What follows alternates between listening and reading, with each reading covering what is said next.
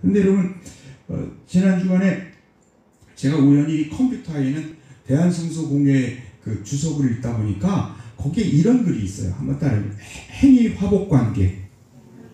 행위화복관계. 이게 뭐냐면 우리의 행위가 화가 되고 복과 되기도 한다. 그러니까 우리의 행위 결과로 화를 당하기도 하고 우리의 행위의 결과로 복이 될 수 있다. 이게 행위화복관계고 또 이것을 행위화복의 원리라고 표현할 수 있어요.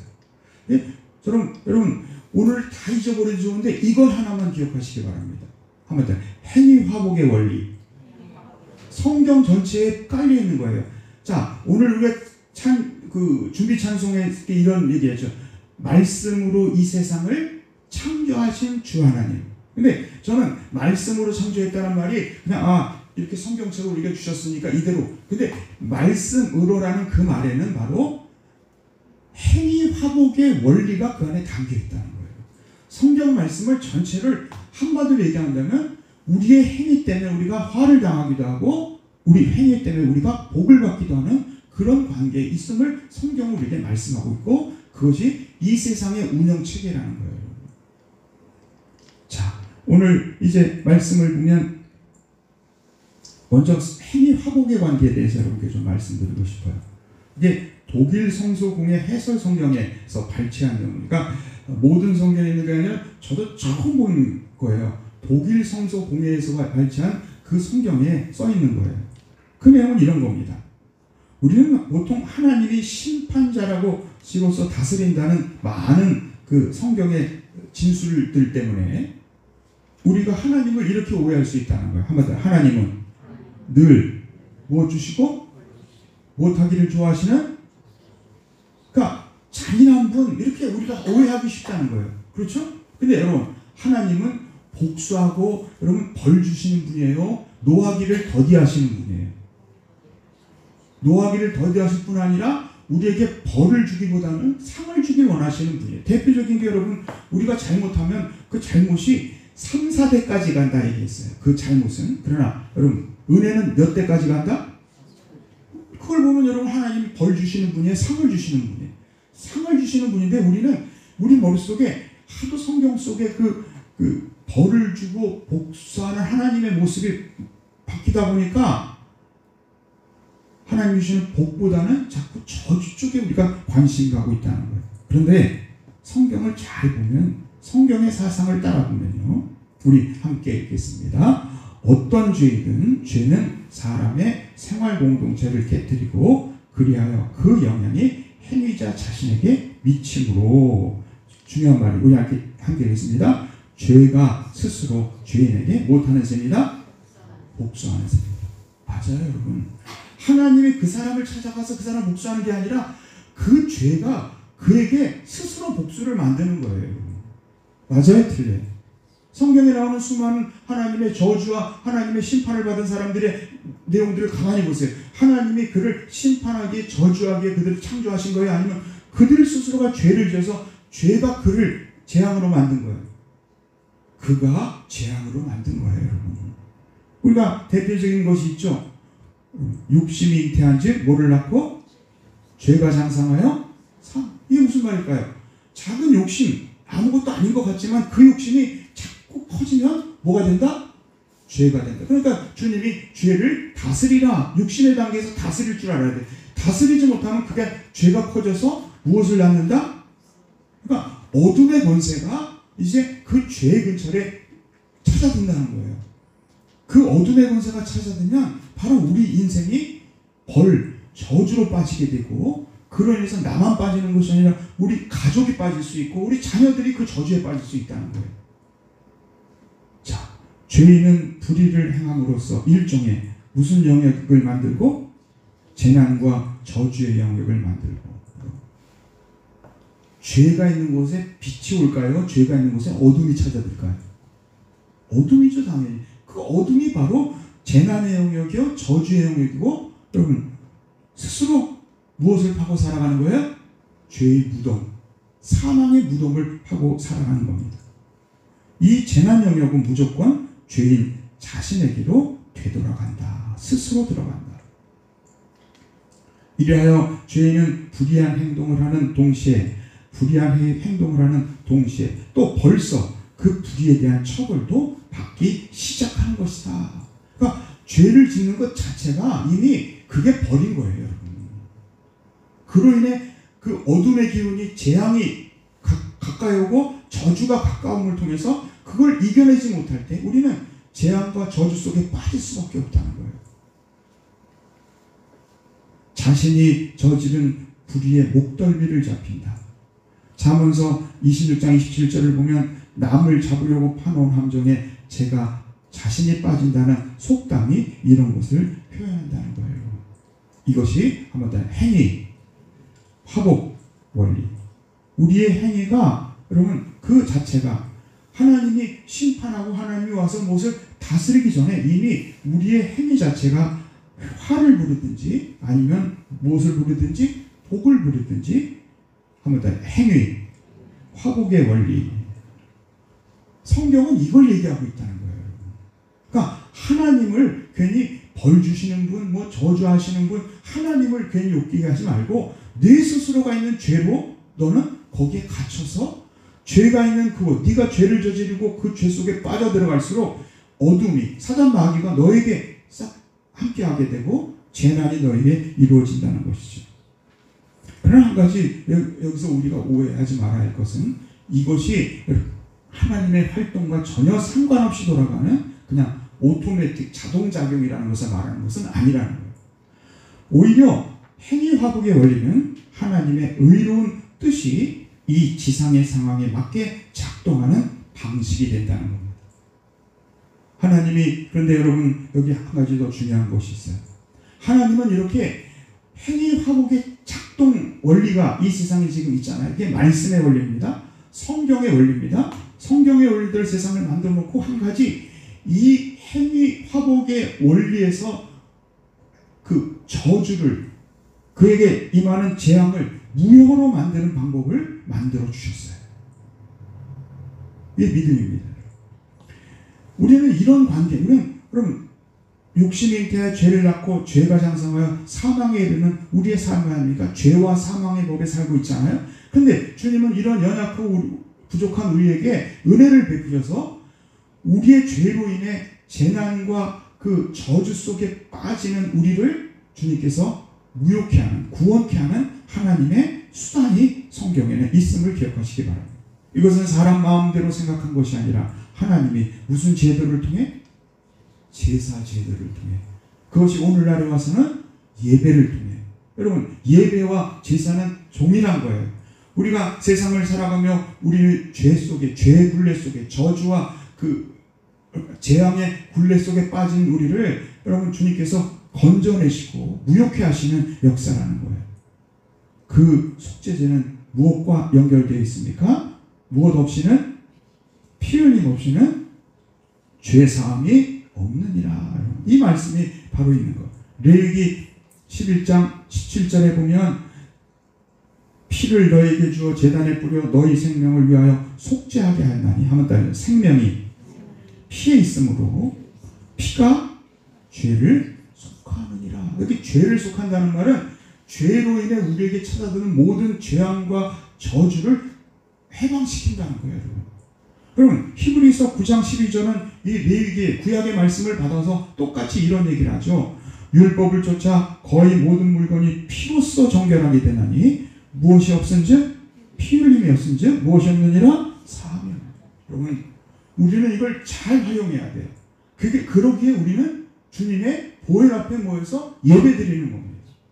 우리가 세상에서 아무리 정직하게 살려고 최선을 다해 살려고 해도 여러분 세상에 죄가 우리 속에 틈탈 때가 있어요, 없어요? 있죠. 그러면 그 연약함을, 그 죄를 주위로 재난과 저주가 우리 속에 함께하지 않도록, 그럼 그 재난과 그 저주의 영역이 나의 삶 속에, 우리 가정 속에, 우리 자녀들에게 찾아들지 않도록 우리는 늘 주님의 보혈에게 좀 반복적이지만, 여러분 우리가 교회 와서 예배 드릴 때 주님의 보혈을 왜 매일, 어떤 사람은 그러니 아이고 맨날 보혈이냐고, 아니 이제 죄사함 받으니 그만 이제 보혈 얘기하지.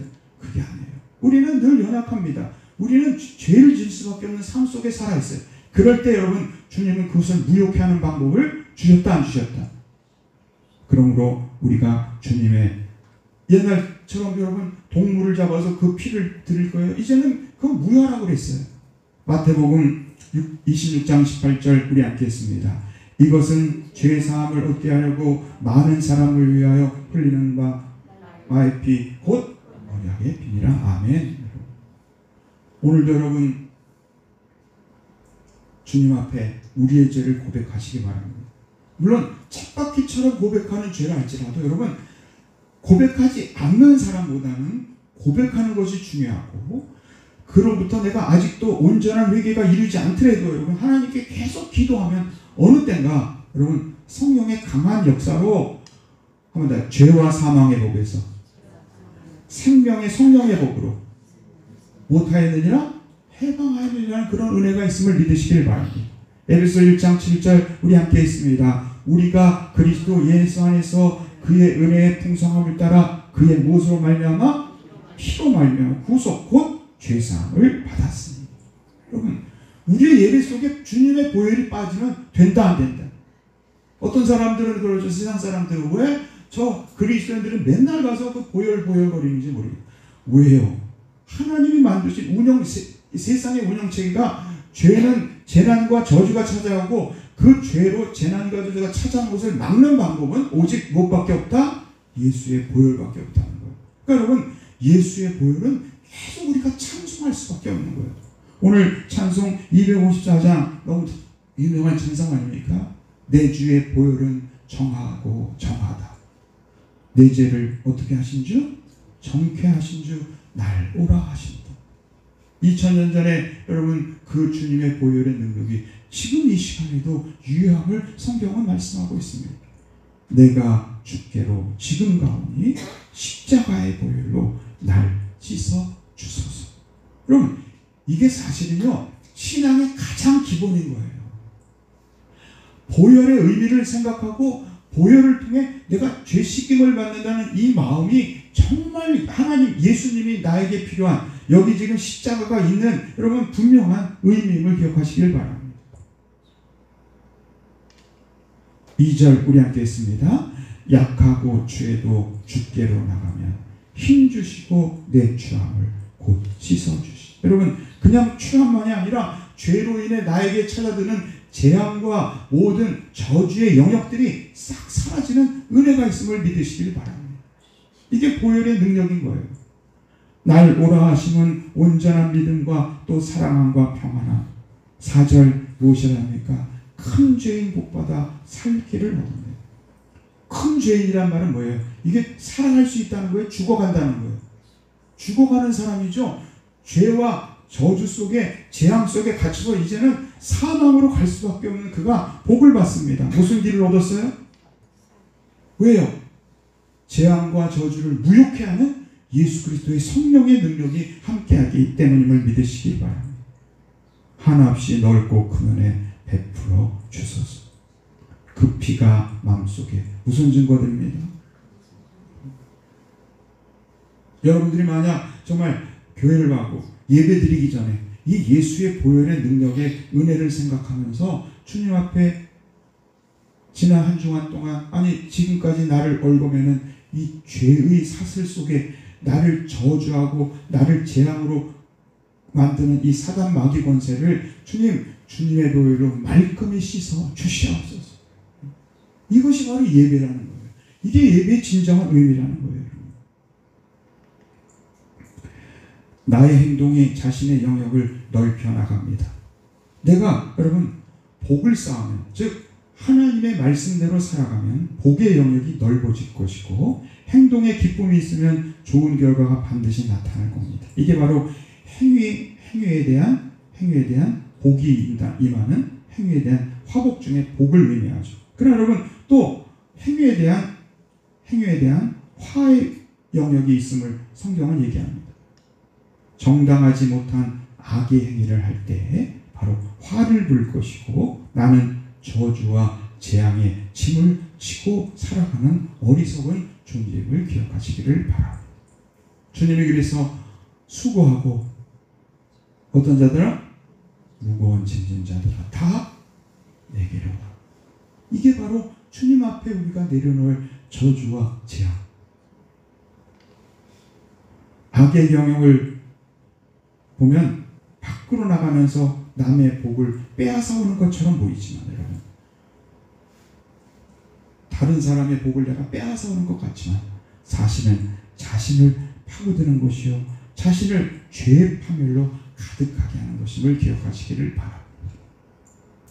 저는 그 세상 뉴스들에 보면 이런 얘기들 여러분 많이 들으시죠? 아, 누구는 뭐 주식을 해서 뭐 이렇게 됐고, 뭐 누구는 이렇게 해서 뭐 갑부가 됐고. 근데 여러분, 그 사람들이 10년 후, 20년 후 어떻게 되는지 여러분들 혹시 아십니까? 그때는 그 사람들이 정말 우리가 보기에 정말 형통하고 대단한 사람들 같았어. 근데 대부분 10중 8구는요, 몇십 년 후에 보면요, 다 날리고 정말 사기꾼이 되어버리고 그런 모습들을 보는 거예요, 여러분. 세상은요, 그가 한 악행을 때문에 저주와 재앙이 그 옆에 붙게 되고, 그를 통해 그 어둠을 통해 죄의 파멸로 나갈 수밖에 없는 것이 성경임을 얘기합니다. 로마서 2장 6절부터가 행위 화복의 원리, 행위 화복의 원리를 잘 설명하고 있습니다. 우리 함께 한번 6절 읽겠습니다. 하나님께서 각 사람에게 그 무엇한 대로 행한 대로 보응하신대요. 행위대로 보응하신대요. 그렇죠? 두 가지 보응이 있습니다. 7절 읽겠습니다. 참고 선을 행하여 영광과 존귀와 썩지 아니함을 구하는 자에게는 무엇으로? 영생으로 하시고. 아멘?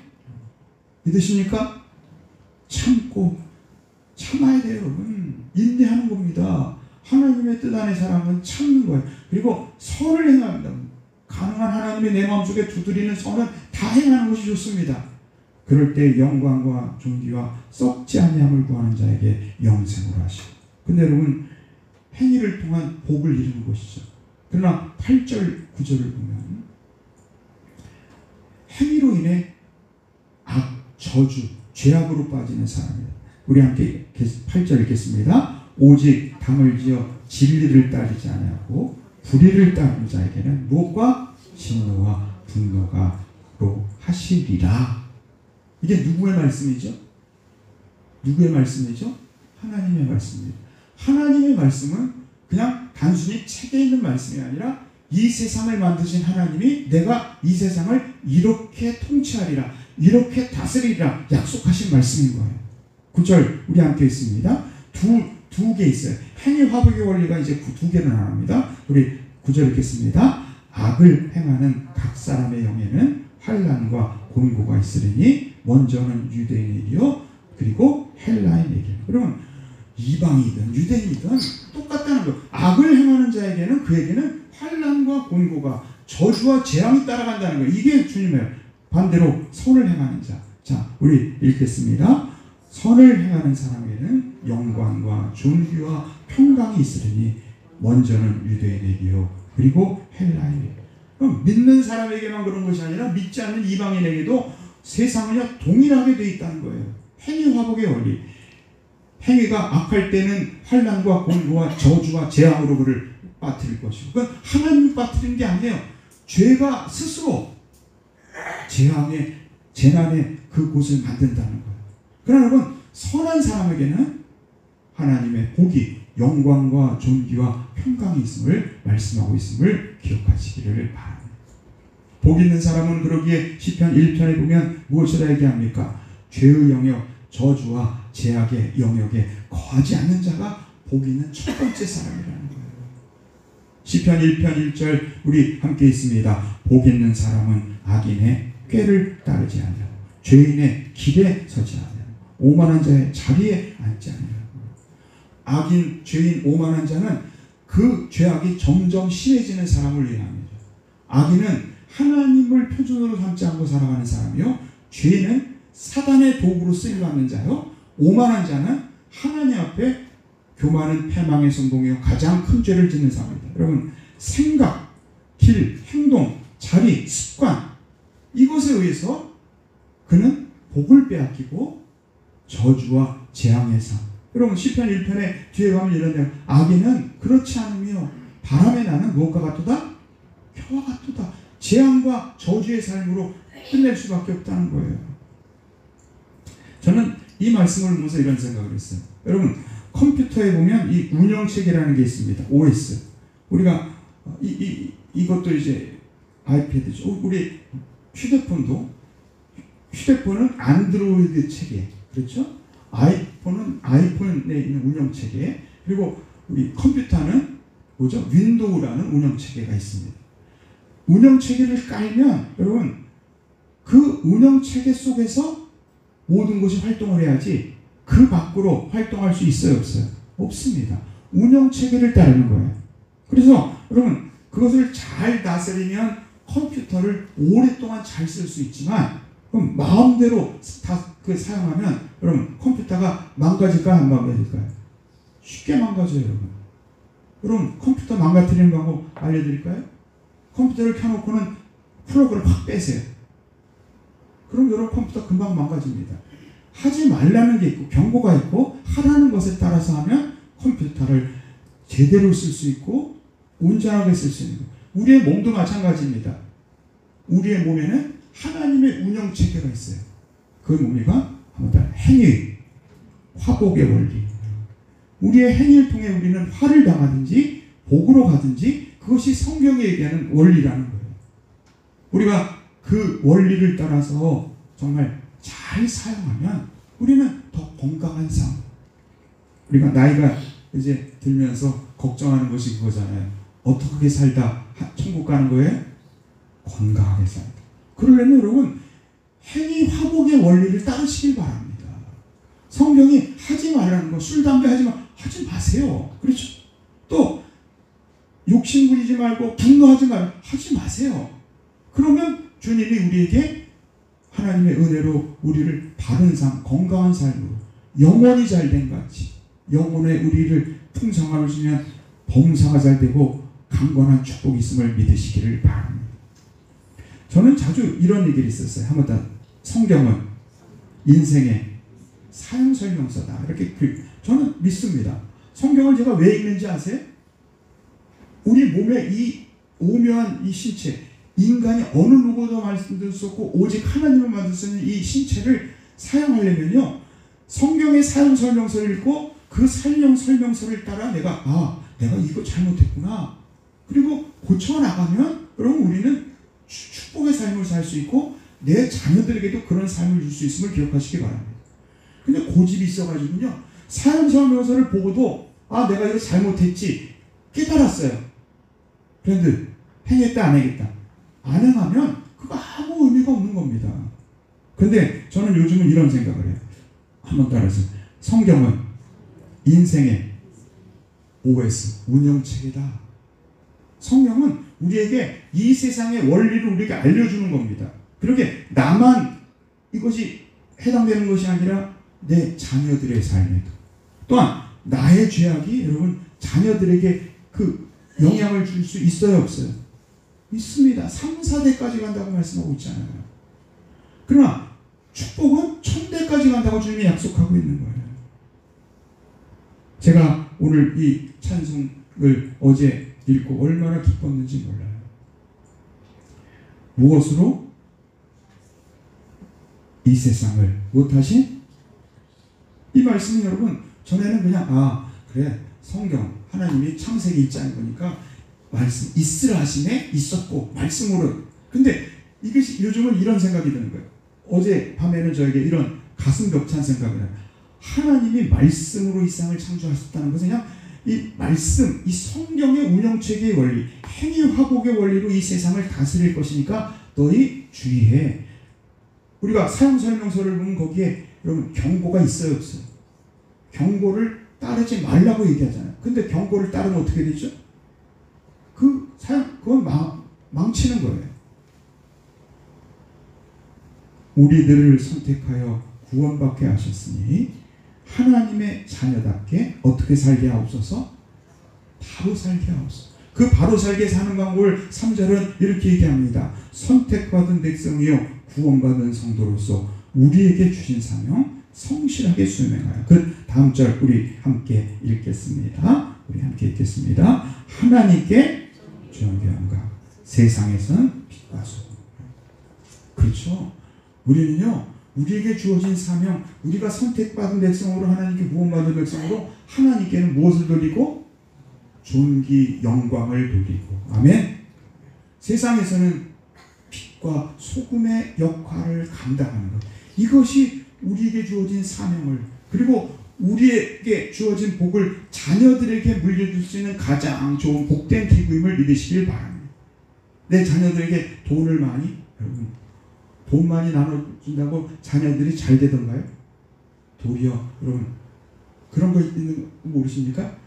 부모가 그 돈을 잘 벌고 평안하게 살면요, 그 자녀들은 무슨 생각을 하냐면, 아, 적당히 살아도 저 정도 살 수 있구나 하면서, 그러다 보면 게을러지고 그 다음 세대는요 더 힘들다는 거예요. 근데 그럼 부모가 열심히 사는 그 모습을 보면서 어떤 사람, 자녀들은 따라가며 더 복된 것을 만들 수 있다는 거예요.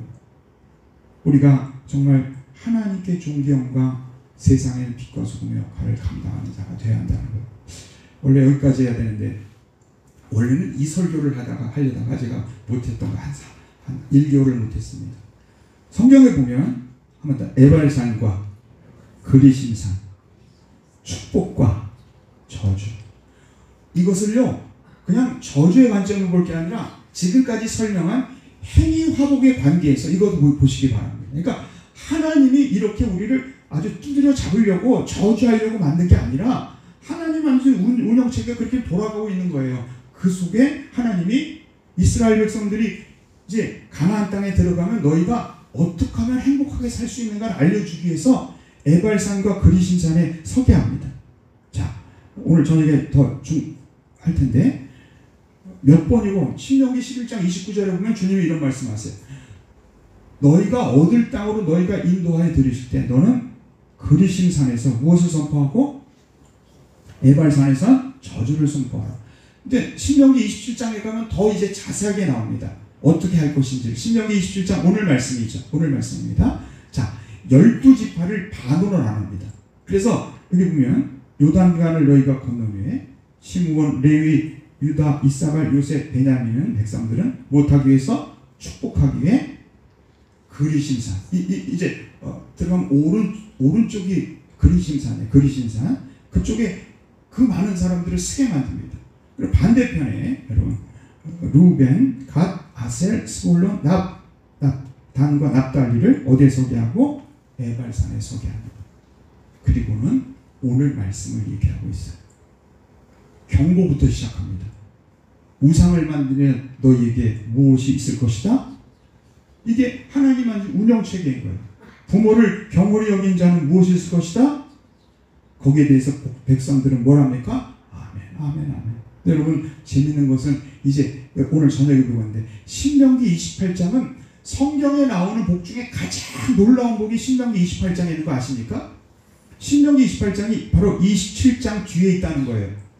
축복과 저주에 대한 얘기를 하면서 하나님이 놀라운 축복, 들어가도 복을 받고 나가도 복을 받고, 떡반죽 그릇도 복을 받고, 마귀가 너에게 한 귀로 와가지고 너를 치료할지라도 그들이 7귀로 도망치게 되는 그런 은혜가 있음을 얘기하는 게 신명기 28장인데 바로 행위화복의 원리 속에 있다는 거예요. 여기 이제 2개의 산이 있습니다. 그 2개의 산은 그 해발 854와 919예요. 제가 그림을 보여드리면 이게 이제 세겜입니다. 세겜, 여러분, 세겜. 아브라함이 처음 들어가서 처음 하나님 앞에서 예배, 제단을 쌓은 곳이 세겜이거든요. 그리고 나서 베델에 가서 쌓습니다. 근데 이 세겜이라는 동네 이쪽이 에발산, 이쪽이 그리심산입니다. 그리심산. 자, 에발산은 민둥산이에요. 돌밖에 없는 민둥산입니다. 그래서 여기에다가 이제 그 6지파를 세우고 너희가 이렇게 하면 저주하리라. 그럼 아멘, 아멘. 또 이쪽 그리심산은 해가 들기가 좋고 또 하나는 그 나무가 많다고 합니다. 나무가 많아서 여기에 이제 6지파를 세우고 너희가 이렇게 하면 복을 받으리라. 또 아멘, 아멘. 주님이 왜 이 장면을, 여러분, 얼마나 거룩한 장면이겠어요. 이스라엘 지파가 다 섰으면요, 몇백만이 서가지고 서를 바라보고 아멘 소리를 들으면 그때 마음의 울림이 얼마나 크겠습니까? 왜 이것을 가나안 땅에 들어가자마자 여호수아서가 하게 했을까요? 바로 너희들이 들어가는 이 땅에서 너희가 복을 받으려면 이렇게 하고, 너희가 이렇게 하면 저주를 받게 되니까 너희가 머릿속에 기억하고 살아가라는 거예요. 또 재밌는 것은요, 여러분 여기 보면 이제 그림이 잘 안 보일지 모르는데 요단강이 있습니다. 요단강이 이렇게 흐르고 있고, 요단강이 흐르는 이쪽에 세겜이 있습니다. 그리고 그 옆에 무슨 산과 에발산과 그리심산이 이렇게 양옆에 있는 거예요. 그러니까 그리심산은 무슨 산? 축복의 산, 복의 산. 에발산은 저주의 산이에요. 근데 여러분 세겜에서 출발한 아브라함이 베델에 가서 집을 짓는데 베델과 어디 사이에 있었어요? 베델과 아이 사이에 요쯤입니다. 그렇죠? 요쯤에 지은 거예요. 근데 여기에 지금 아브라함과 롯의 가정이 시작을 했죠. 근데 아브라함은 베델, 하나님의 집, 하나님의 믿음의 가정, 정말 놀라운 믿음 선조의 가정을 만들었는데, 롯은 무슨 성을 만들었죠? 아이성, 황폐한 작은 산, 폐허더미 같은 가정을 만들었으니 연결되어 있음을 말씀하고 있다는 거예요. 여러분, 오늘 여러분들에게 이제 결론적으로 이런 말씀을 드리고 싶어요. 행위 화복의 관계. 이것은 성경이 우리에게 끝없이 얘기하는 주님의 말씀이며 하나님의 운영체계라고 이렇게 얘기합니다. 세상을 운영하는 운영체계인 거예요. 그러기에 하나님은 직접 벌을 주거나 복수하기를 좋아하시는 분이 아니라 죄인 스스로가 죄로 인해 저주와, 여러분 더럽고 추한 곳은 구더기가 꼬이듯이 죄의 어둠의 영역이 싹트게 되고, 죄가 장성하여 사망에 이르고, 죄는 결국 그로 인해 재난의 영역, 저주의 영역이 만들어지고 그가 그곳에 빠질 수밖에 없음을 기억하시기를 바랍니다. 그래서 죄인은 불의한 행동을 하는 동시에, 벌써 죄의 행동을 하는 시작부터 이미 벌써 불의에 대한 처벌이 시작되고 있고, 결국 죄로 인해 자기의 목덜미가 잡히는 어리석은 삶이 될 수밖에 없음을 기억하시기를 바랍니다. 그렇게 여러분, 말씀으로 이 세상을 창조하신 그 하나님의 인생의 운영 원리를 따라서 여러분, 한번 따져 행위, 화복의 원리, 우리의 행위를 통해 화를 이루는 것이 아니라, 이 화는요 재밌게도요 자녀들에게 연결된다는 거예요. 나의 행위가 화를 만들면 그 화의 영역이 제일 먼저 누구에게 갈까요?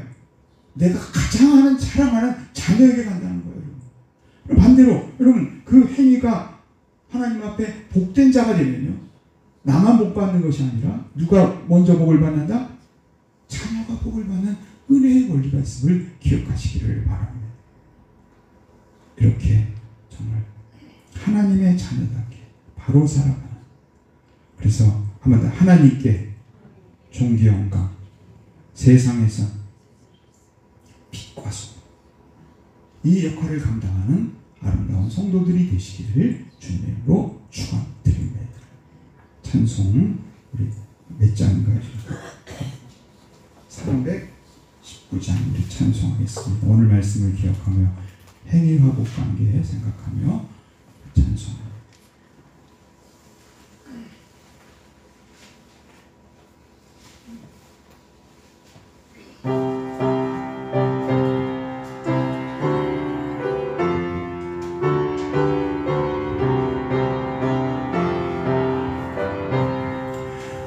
말씀으로 이 세상을 창조하신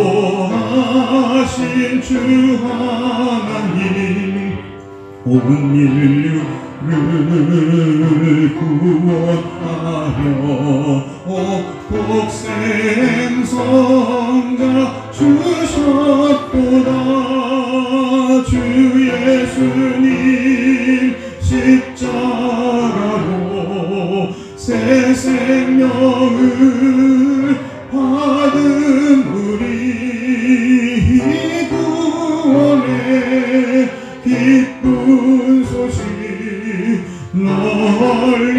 널리 전파하세. 이스라엘 백성들을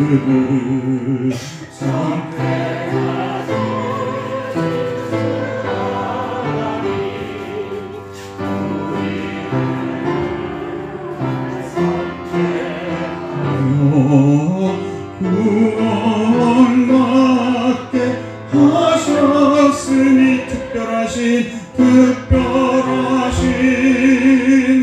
사랑을 한시라도 잊지 말고 하나님의 자녀답게 하루 살게 하옵소서. 선택받은 백성이요 구원받은 성도로서 우리에게 주신 사명 성실하게 수행하여 하나님 존귀 영광 세상의 빛과 소금 천국 가는 그날까지 몸과 마음 다같이 하나님께 존귀 영광 세상에선 세상의 빛과 소금 천국 가는 그날까지 몸과 마음 다 바치리.